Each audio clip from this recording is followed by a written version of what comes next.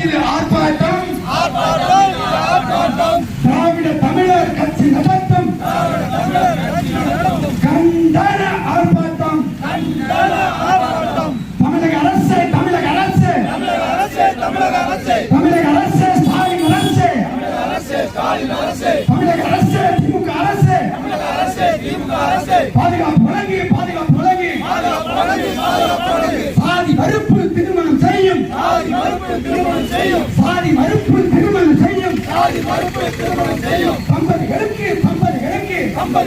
தம்பதிகளுக்கு பாதுகாப்பு வழங்கி தமிழக அரசு ஸ்டாலின் அரசு பாதுகாப்பு வழங்கி சாதி மறுப்பு திருமணம் செய்த மதன் குமார் தாட்சா நீக்கி